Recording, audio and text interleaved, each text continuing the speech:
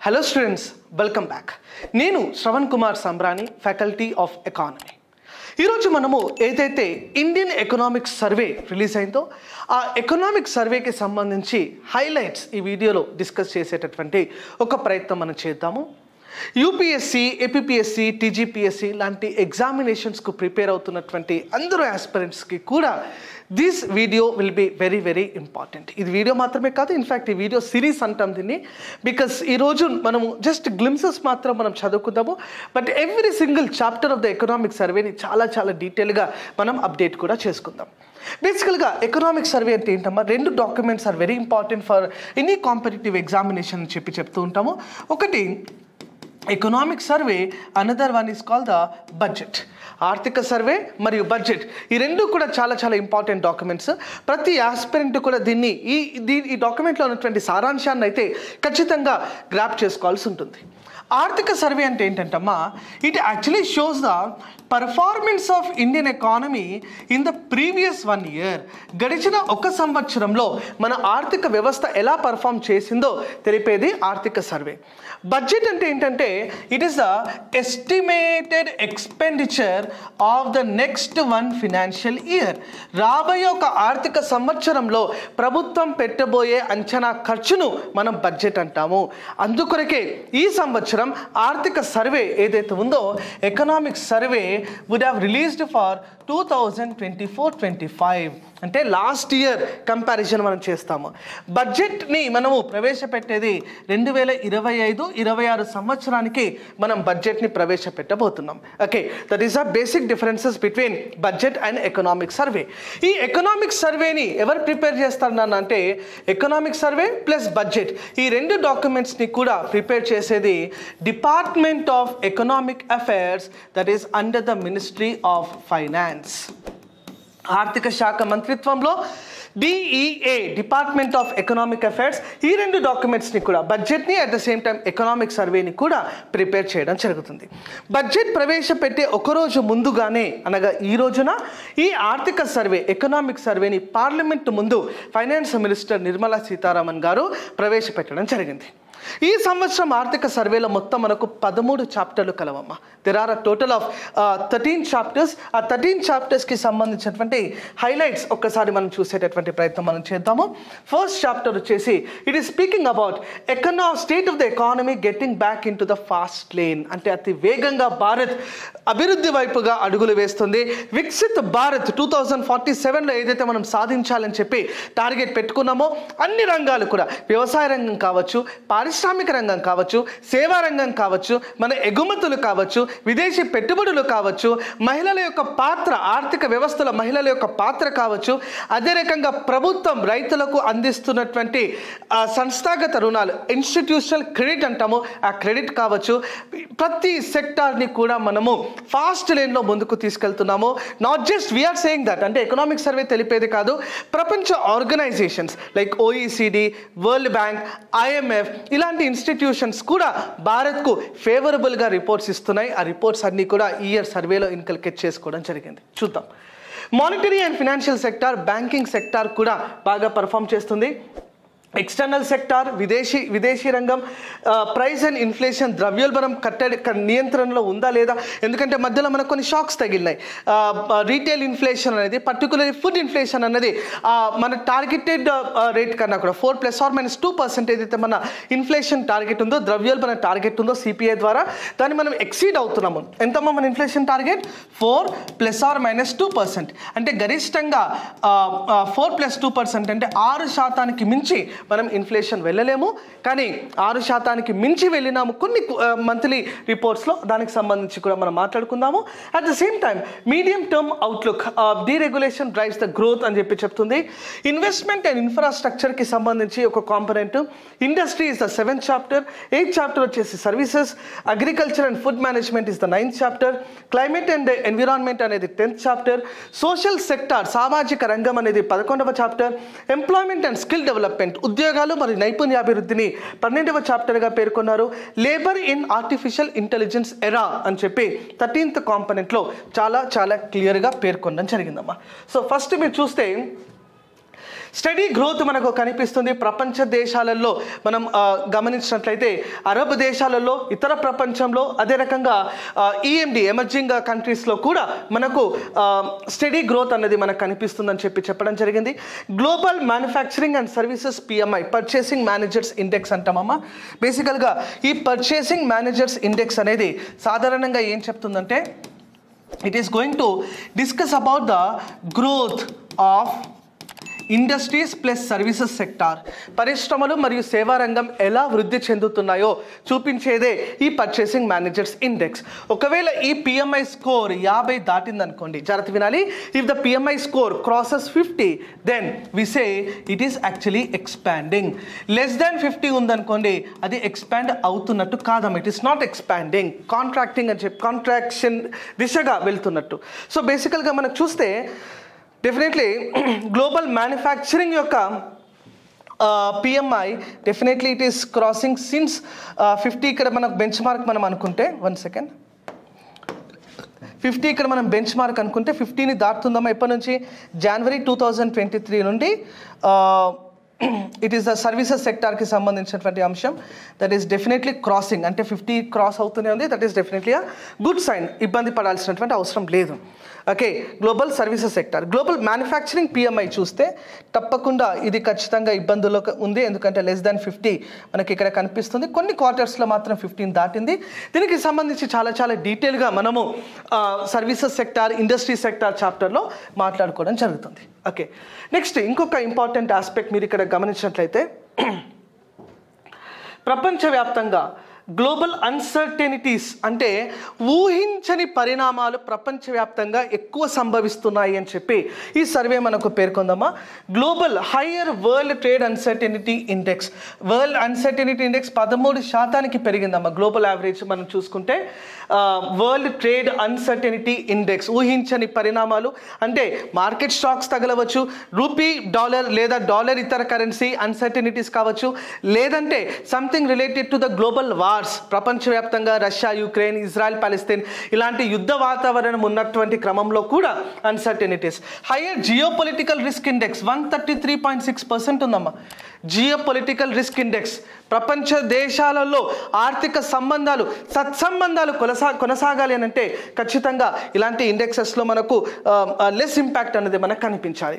India's growth remains to the close to the decadal average despite global uncertainties. ప్రపంచవ్యాప్తంగా ఎన్ని ఇబ్బందులు నెలకొన్నా కూడా భారతదేశంలో మటుకు మనం చూసుకుంటే వ్యవసాయ రంగం 2025లో more than 3%, close to 4% growth rate సాధించబోతుంది. Industrial sector more than 6% growth రేట్ని అచీవ్ చేయబోతుంది. సేవా రంగం మోర్ దెన్ 7% గ్రోత్ రేట్ని అచీవ్ చేయబోతుంది. Overall gross value added more than 6% growth రేట్ని, అదే రకంగా ఓవరాల్ జీడిపి కూడా మోర్ దెన్ 6% గ్రోత్ రేట్ని అచీవ్ చేయబోతున్నట్టు ఈ యొక్క గ్లింప్సెస్లో మనకు తెలుస్తుంది. At the same time government final consumption expenditure, private sector, private అంటే హౌస్ హోల్డ్ అమ్మ, గృహ రంగం వినియోగపు ఖర్చు ఎంత చేస్తున్నారు, గ్రాస్ ఫిక్స్డ్ క్యాపిటల్ ఫార్మేషన్, ఎగుమతుల యొక్క విలువ, ఎక్స్పోర్ట్స్ యొక్క వాల్యూ, ఇంపోర్ట్స్ దిగుమతుల యొక్క వాల్యూ, ఈ మొత్తాన్ని కూడా మనం ఇక్కడ ఒక ఇయర్ ఆన్ ఇయర్ కంపారిజన్ లాగా మనం చూసుకోవడం జరుగుతుంది.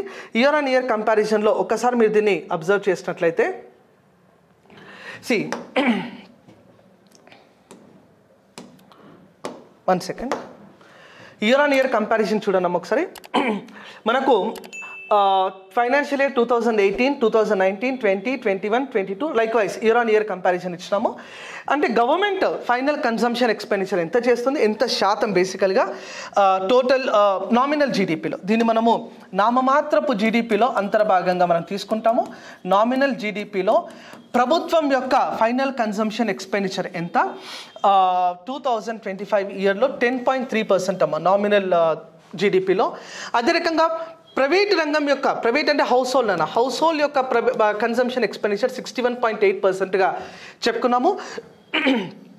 Gross fixed capital formation 30.1% of the GDP అని చెప్పి చెప్తున్నాం. గ్రాస్ ఫిక్స్డ్ క్యాపిటల్ ఫార్మేషన్ అంటే something related to the building assets, ఏదైతే క్రియేషన్కి మనం 30.1% ఆఫ్ ద నామినల్ జీడిపి మనం ఖర్చు పెట్టినాము. నెక్స్ట్ ఎగుమతుల యొక్క వాల్యూ 21.5% లాస్ట్ ఇయర్తో కంపేర్ చేసుకుంటే 21.8 నుండి 21.5కి కాస్త తగ్గింది. ఇంపోర్ట్స్ యొక్క వాల్యూ 24.1 లాస్ట్ ఇయర్తో కంపారిజన్ చేసుకుంటే it is almost remaining to be the same, nothing to worry about it.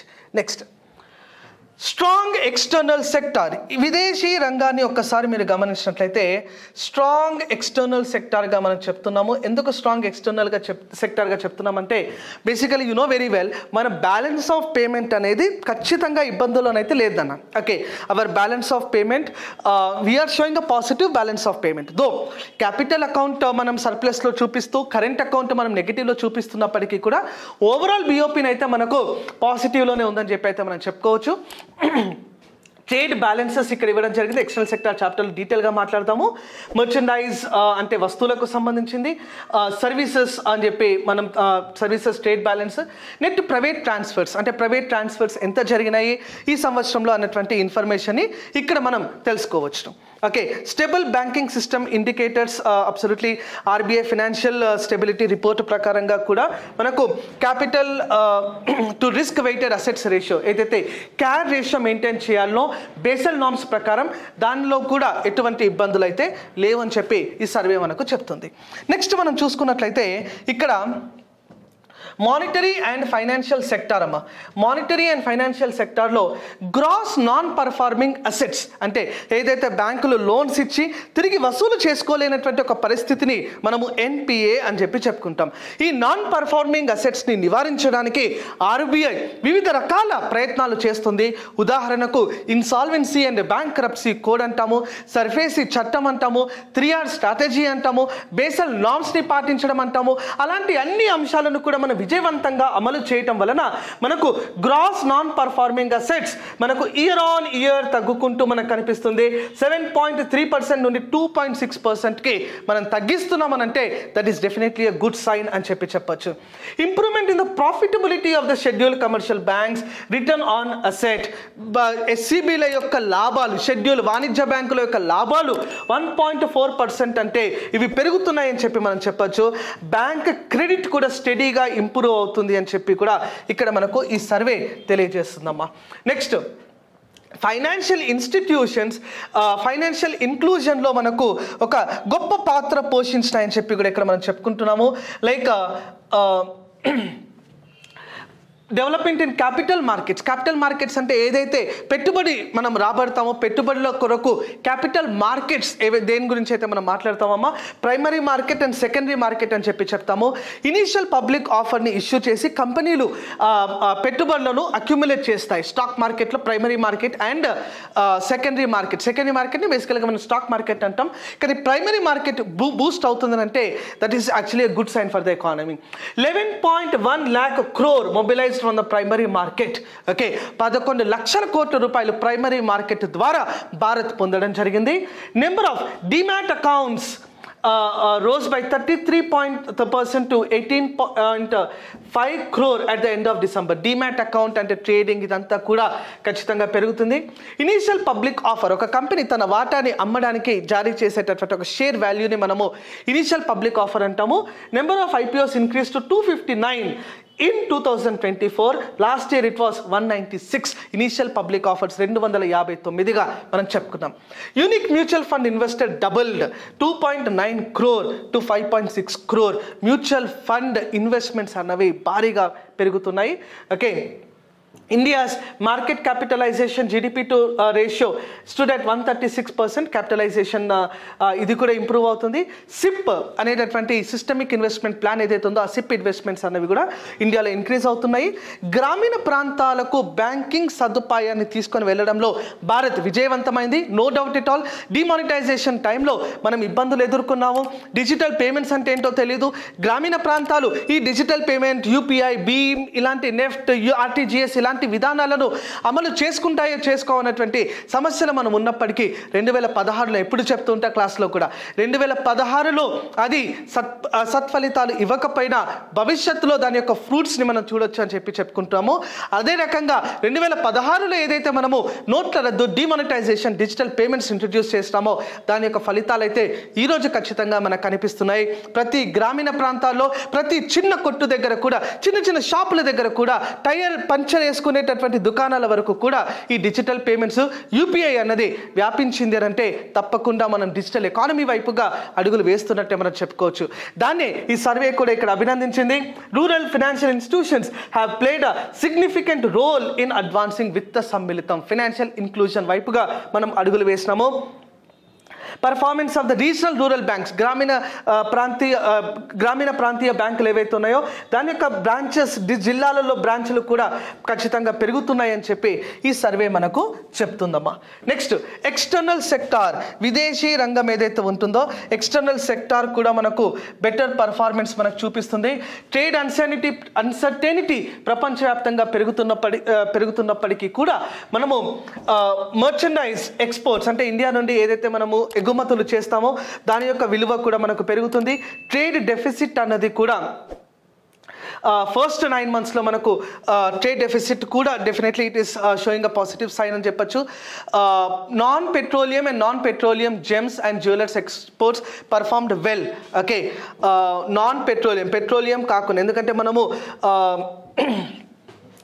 when we speak about exports market of India, exports market లో బేసికల్గా ఫినిష్డ్ పెట్రోలియం గూడ్స్ని, అదే రకంగా పర్ల్స్ని, ఇట్లాంటి వాటిని, జ్యువెలరీని ఎక్కువగా మనం ఎక్స్పోర్ట్ చేస్తూ ఉంటాం కాబట్టి దానికి సంబంధించి ఇన్ఫర్మేషన్ ఇక్కడ మనకు తెలియజేయడం జరిగింది. Is of doing business initiative for exporters. Okay, is of doing business వల్ల మనము ఎక్స్పోర్టర్స్, ఎగుమతుల యొక్క కాన్ఫిడెన్స్ని అయితే ఖచ్చితంగా గ్రాప్ చేసుకోవడం జరిగింది. లాజిస్టిక్స్ హబ్స్ని మనం డెవలప్ చేస్తున్నాము. పాలసీ రిఫార్మ్స్, సంస్కరణలు మనం తీసుకొస్తున్నాము. పేపర్లెస్ ఈ బ్యాంక్ రెసిలియేషన్ సర్టిఫికేట్ని మనం ఒకటి ఇస్తున్నాము. అంటే బేసికల్గా ఈజ్ ఆఫ్ డూయింగ్ బిజినెస్ అంటే భారతదేశంలో వ్యాపారాలు చేయడానికి అన్ని రకాల వ్యాపారవేత్తలకు అనుకూలమైన వాతావరణం అయితే మనం డెవలప్ చేస్తామని కూడా ఇక్కడ మనం చెప్పుకోవచ్చు.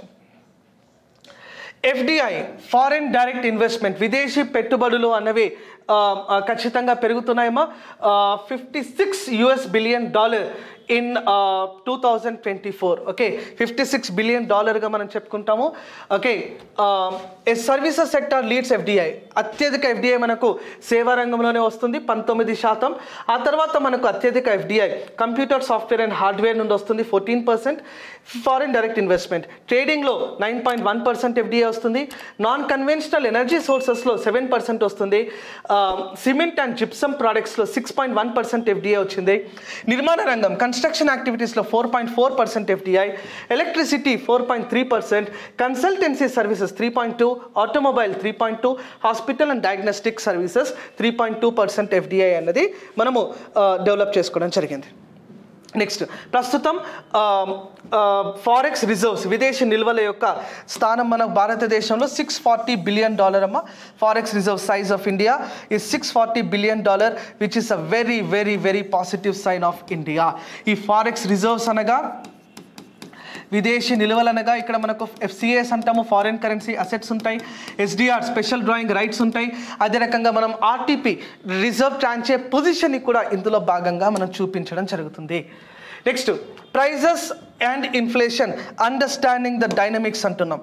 భారతదేశంలో ద్రవ్యోల్బణం అన్నది అంటే ఇన్ఫ్లేషన్ ఏదైతే ఉందో, ఇన్ఫ్లేషన్ మనకు ఆర్బీఐ గైడ్లైన్స్ ప్రకారంగా, okay, inflation according to the RBI guidelines, inflation should be 4 ± 2% అంటున్నాం. అవునా కదా? ఇన్ఫ్లేషన్, ద్రవ్యోల్బణం అనేది 4 ± 2%గా ఉండాలని చెప్పి మనం చెప్పుకుంటాము. అండ్ విత్ ఇన్ దిస్ టార్గెట్సే మనం ఇన్ఫ్లేషన్ అయితే చూపిస్తున్నాము. ఈ 4 ± 2%ని బేసికల్గా మనము సిపిఐ, కన్జ్యూమర్ ప్రైస్ ఇండెక్స్లో చూపించాల్సి ఉంటుంది. ఓకే, సో ఒక్కసారి మీరు ఇక్కడ గమనించినట్లయితే సిపిఐ మనకు చూసుకుంటే ఎస్ డెఫినెట్లీ కొంచెం ఇబ్బందికరమైన పరిస్థితులు మనకు కనిపించినాయి, కానీ 6% కన్నా తక్కువ మనము ఇన్ఫ్లేషన్ అయితే మెయింటైన్ చేయాలి. కానీ టు సమ్ ఎక్స్టెంట్ బియాండ్ 6% కూడా మనం వెళ్ళేటటువంటి ఒక పరిస్థితి మనం చూడడం జరిగింది. Okay, headline inflation and food inflation driven by few items. Okay, headline inflation అంటే something which is related to the overall inflation అని చెప్పొచ్చు. At the same time core inflation అంటే something related to the core items in the economy అని చెప్పి మనం చెప్పుకుంటాం.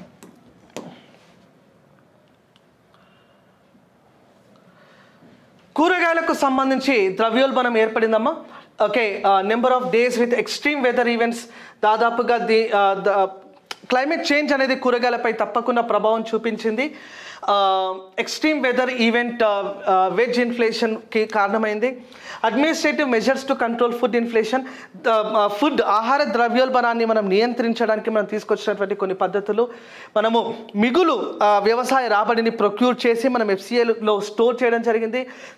Open market సేల్ని మనం wheat and రైస్కి పాటించినాము. Sale under the Bharat brand white flour and రైస్ని మనం అమ్మినాము. పల్సెస్ చనా దాల్, మూంగ్ దాల్, మసూర్ దాల్ ఇలాంటి పల్సెస్ని మనము భారత్ బ్రాండ్లో అమ్మినాము. Duty free import desi chana, toor dal, urad dal, masoor dal, yellow peas ఇలాంటి పప్పు ధాన్యాలు ఏవైతే ఉన్నాయో దాన్ని మనము డ్యూటీ ఫ్రీ ఇంపోర్ట్ చేసుకోవడం జరిగింది. Imposition of stock limit, toor and desi chana, toor dal అంటే సంథింగ్ కందులు అని చెప్పి చెప్తాము, దేశీ చనా ఈ రెండు కూడా మనము స్టాక్ లిమిట్స్ని మనము ఇంపోజ్ అయితే చేయడం జరిగిందమ్మా. Next medium term outlook, deregulation drives growth. Deregulation చేయడం వల్ల దానివల్ల వృద్ధి మనం సాధిస్తున్నామని చెప్పుకున్నాము. దీంట్లో బేసికల్గా మనకు we have seen something related to the economic freedom, ఎలా మనము బూస్ట్ చేస్తున్నాము, లిబరలైజేషన్ వైపుగా ఎలా వెళ్తున్నామో దానికి సంబంధించినటువంటి అంశాలను ఈ డాక్యుమెంట్లో పేర్కొనడం జరిగింది. Investment infrastructure keeping in going. Okay, భారతదేశంలో మౌలిక వసతులు అనేవి ఇంప్రూవ్ అవుతున్నాయని చెప్పి 6th చాప్టర్లో మనం పేర్కొంటున్నామమ్మా. దీంట్లో బేసికల్గా వందే భారత్ రైళ్లు మరియు కోచ్ల యొక్క సంఖ్య 68 వందే భారత్ రైళ్లు, 900 కోచ్లు పనిచేస్తున్నాయి. విమానాశ్రయాలు రీజనల్ కనెక్టివిటీ స్కీమ్ ద్వారా, ఉడాన్ స్కీమ్ ద్వారా ఏదైతే మనం విమానాశ్రయాల నిర్మాణం ప్రారంభించినామో అందులో భాగంగా 619 ఎయిర్పోర్ట్స్ని మనము విమానాశ్రయాలను అయితే ఏర్పాటు చేయడం జరిగింది. Next capacity addition to the power sector మనము 15,008 మెగావాట్ల పవర్ కెపాసిటీని, విద్యుత్ సామర్థ్యాన్ని మనము యాడ్ చేయడం జరిగిందమ్మా. Power sector enhancement. రెన్యూబుల్స్ పైన ఆధారం అన్నది ఖచ్చితంగా పెరిగింది, రెన్యూబుల్స్, సోలార్ ఇలాంటివి. Next telecommunication infrastructure, towers installation అనేది మనం పెంచినాము. ఆప్టికల్ ఫైబర్ కేబుల్స్ అనేవి పెరిగినాయి. హై స్పీడ్ బ్రాడ్బ్యాండ్ కనెక్టివిటీని కూడా మనము ఎన్హాన్స్ చేయడం జరిగిందమ్మా. నెక్స్ట్ రూరల్ ఇన్ఫ్రాస్ట్రక్చర్, గ్రామీణ ప్రాంతాల్లో ప్రత్యేకంగా Jal Jeevan Mission 100% tap water connection, functional household tap connection అని చెప్తాము. దాన్ని సాధించినటువంటి రాష్ట్రాలలో అరుణాచల్, గోవా, హర్యానా 100% నీటి సదుపాయం. ఓకే, హిమాచల్, హర్యానా, గుజరాత్, పంజాబ్, తెలంగాణ, మిజోరాం ఈ రాష్ట్రాలన్నీ కూడా జల్ జీవన్ మిషన్లో 100% యాక్సెస్ని సాధించడం జరిగిందని చెప్పవచ్చు. ఆగస్ట్ 2019 నాటికి ట్యాప్ కనెక్షన్స్ 3.2 కోట్లు ఉంటే గ్రామీణ ప్రాంతాల్లో నవంబర్ 2024 నాటికి 15.3 కోట్ల మంది కుటుంబాలకు మనము నీటి కనెక్షన్, కొలాయి కనెక్షన్ని ఇవ్వడం జరిగింది. ఓపెన్ డెఫికేషన్ ఫ్రీ విలేజెస్ దాదాపుగా మనకు చూసుకుంటే నవంబర్ 2024 నాటికి ఖచ్చితంగా దేశవ్యాప్తంగా more than 75% open defecation free villages గల రాష్ట్రాలు ఖచ్చితంగా ఎక్కువ కనిపిస్తున్నాయి. So that is construction of టాయిలెట్ల నిర్మాణం అన్నది పెరిగిందని చెప్పుకోవచ్చు. Open defecation free cities declared under open defecation free 100% పెరుగుతుందమ్మా. స్వచ్ఛ భారత్ అభియాన్, రూరల్, అర్బన్ ఇవన్నీ కూడా మనకు ఇంప్రూవ్ అవుతుంది. Swachh Bharat Abhiyan, individual household toilets construction, community toilets, door to door ఇంటింటికి వెళ్ళి చెత్త సేకరణ కూడా మనం పెంచినాము స్వచ్ఛ భారత్ ద్వారా. వేస్ట్ ప్రాసెస్డ్, సేకరించిన చెత్తను ప్రాసెస్ చేసి దాన్ని ఎనర్జీ రూపంలో మనం కన్వర్ట్ చేయడం జరిగింది. అర్బన్ డెవలప్మెంట్లో ఆవాస్ యోజన ద్వారా 1.18 కోట్ల ఇళ్ల నిర్మాణాన్ని మనం మంజూరు చేయడం జరిగింది. Urban transportation, metro rail system 1010 kilometres, ప్రస్తుతం దేశవ్యాప్తంగా 1010 కిలోమీటర్లకు మెట్రో రైల్ సదుపాయం అందుబాటులో ఉంది. దాంతో పాటుగా మరో 980 కిలోమీటర్ల మెట్రో రైల్ కనెక్షన్ను అతి త్వరలో భారత్లో అందుబాటులోకి తీసుకొని రాబోతున్నాము. అమృత్ స్కీమ్ కింద ట్యాప్ వాటర్ కవరేజ్ పెంచుతున్నామా. అమృత్ అంటే Atal mission for regeneration and urban transformation అంటాం. Amrut scheme is also very very importantly mentioned. Industry sector గురించి ఈ సర్వేలో ఏం పేర్కొన్నారు అంటే, ఇన్ఫ్యాక్ట్ ఇండస్ట్రీస్, అగ్రికల్చర్ దీన్ని చాలా డీటెయిల్గా మనం మాట్లాడుకుంటాము. బిజినెస్ ఎక్స్పెక్టేషన్ ఇండెక్స్ గురించి ఇక్కడ మీరు పేర్కొనడం జరిగిందమ్మా. సిమెంట్ ప్రొడక్షన్ పెరుగుతుంది అని చెప్పి, production of consumption of steel పెరుగుతుంది అని చెప్పి ఇక్కడ సర్వేలో పేర్కొన్నారు. కన్స్యూమర్ గూడ్స్ యొక్క ప్రొడక్షన్, టెక్స్టైల్ ఎక్స్పోర్ట్స్ అనేవి పెరిగినాయి. ఎలక్ట్రానిక్స్ ఇండస్ట్రీ కూడా బూస్ట్ అవుతుంది ఇండియాలో. ఇంటెలెక్చువల్ ప్రాపర్టీస్, ఏదైతే మనం పేటెంట్ రైట్స్ గురించి మాట్లాడతామో దాని యొక్క డిజైన్స్, పేటెంట్స్, దాని గురించి ఇక్కడ పేర్కొనడం జరిగింది. Services sector no doubt new challenges for the old warhorse అని చెప్పి ఇక్కడ పేర్కొన్నాము. అంటే ఛాలెంజెస్, ఆపర్చునిటీస్ ఇవన్నీ ఏవైతే మనకు సేవా రంగంలో కనిపిస్తున్నాయో ఖచ్చితంగా సర్వీసెస్ సెక్టార్ డ్రివెన్ ఎకానమీగా మనం మారిపోయినాం కాబట్టి సర్వీసెస్ సెక్టార్లో ఉన్నటువంటి అన్ని రకాల ఆపర్చునిటీస్ని మనం క్యాప్చర్ చేసుకుంటున్నాం అని అయితే మనం చెప్పుకోవచ్చు. వ్యవసాయ రంగంలో నాన్ ఇన్స్టిట్యూషనల్ క్రెడిట్ అంటే వడ్డీ వ్యాపారుల ద్వారా ఏదైతే రైతులు రుణాలు పొందుతారో దాని యొక్క పర్సంటేజ్ కేవలం 25%గా ఉంది. బ్యాంకుల ద్వారా రుణ సదుపాయం, బ్యాంకుల ద్వారా లోన్స్ తీసుకుంటే ఒక సిస్టమాటిక్ లోన్ అన్నది ఉంటుంది. ఖచ్చితంగా లోన్ గ్యారంటీడ్ అయి ఉంటుంది. ఖచ్చితంగా బ్యాంకుల ద్వారా రుణాలు తీసుకుంటే ఇంట్రెస్ట్ తక్కువ వడ్డీ వ్యాపారుల దగ్గర తీసుకుంటే ఎక్కువ వడ్డీకి లోన్ ఇస్తారు. బ్యాంకుల ద్వారా తీసుకుంటే తక్కువ ఇంట్రెస్ట్కే లోన్ అన్నది ఇవ్వడం జరుగుతుంది. బ్యాంకుల ద్వారా లోన్స్ తీసుకుంటే డెఫినెట్లీ క్రైసిస్ టైంలో రుణమాఫీలు కూడా జరుగుతాయి. అలాంటిది 75% ఇన్స్టిట్యూషనల్ క్రెడిట్గా రైతులకు అందిస్తున్నాము. Only 25% non institutional credit. చిన్న సన్నకారు రైతులకు 2024లో 14.4 లక్షల కోట్ల రూపాయల రుణాన్ని మనము బ్యాంకుల ద్వారా కల్పించడం జరిగింది. 14.4 lakh crore have been sanctioned through institutional credit. అదే రకంగా సస్టైనబుల్ అగ్రికల్చర్ని మనం ప్రమోట్ చేయడానికి Paramparagat Krishi Vikas Yojana, per drop more crop, mission organic value chain development in north eastern region, ఇలాంటి కార్యక్రమాల ద్వారా మనము ఆర్గానిక్ ఫార్మింగ్ని సపోర్ట్ చేస్తున్నాము. ఈ స్లైడ్ అంతా something related to the environmental studies అమ్మా. క్లైమేట్ చేంజ్ అండ్ ఎన్విరాన్మెంట్ అని చెప్పి ఇక్కడ ఈ స్లైడ్ పేర్కొనడం జరుగుతుంది. This is also related to environment. Next, social sector extending reach and driving the empowerment, building strong foundations for the long learning. Girls toilet, స్కూల్స్లో girls toilets 97.2%, boys toilet 95.7%. అన్ని పాఠశాలల్లో కూడా మనము టాయిలెట్స్ని ఏర్పాటు చేయడం జరిగింది. లైబ్రరీ 89% పాఠశాలల్లో లైబ్రరీలు ఉన్నాయి. 94% పాఠశాలల్లో హ్యాండ్ వాష్, చేతులు కడుక్కునేటటువంటి ఒక సదుపాయం ఉంది. విద్యుత్ 91.8% ఆఫ్ ద స్కూల్స్లో ఎలక్ట్రిసిటీ కనెక్షన్స్ ఇచ్చినాము. మెడికల్ చెకప్స్ 75% పాఠశాలల్లో రెగ్యులర్ మెడికల్ చెకప్స్ ఉన్నాయి. 57% పాఠశాలల్లో కంప్యూటర్ సదుపాయం కలదు. Okay, next total expenditure on social services ఒక్కసారి మీరు గమనించినట్లయితే ఎక్స్పెండిచర్ ఆన్ సోషల్ సర్వీసెస్ ఖచ్చితంగా మనము 26.2 lakh crore మనం చెప్పుకుంటాము సోషల్ ఎక్స్పెండిచర్ కొరకు. రూరల్ ఎకానమీని మనము ప్రమోట్ చేయడం కోసము we're coming up with Gram Sadak Yojana, Swachh Bharat mission, Amrit Sarovar, Pradhan Mantri Awas Yojana Gramin, national health mission, ఇలాంటి అంశాలన్నీ కూడా. అదే రకంగా అందరికీ ఆరోగ్యం కింద ప్రధానమంత్రి జన్ ఔషధి కేంద్రాస్, జన్ ఆరోగ్య Abhiyan, health for all, insurance for all అనేటటువంటి అంశాల గురించి బేసికల్గా మనం ఇక్కడ ప్రస్తావన చేయడం జరిగింది. Employment and skill development, skill development, నైపుణ్యాభివృద్ధి కొరకు మనం ఖచ్చితంగా ఎక్కువ కృషి చేస్తున్నాము. స్కీమ్స్ లైక్ ప్రధానమంత్రి schemes which are there for the skill development in India, like a national skill development mission అని చెప్పి మనం చెప్తాము. ప్రధాన మంత్రి కౌశల్ వికాస్ యోజన అనేటటువంటి స్కీమ్ని మనం తీసుకొని రావడం జరిగింది. Manas Maulana Abul Kalam national academy for skill అనేటటువంటి ఇనిషియేటివ్ని కూడా మనం తీసుకొని రావడం జరుగుతుంది.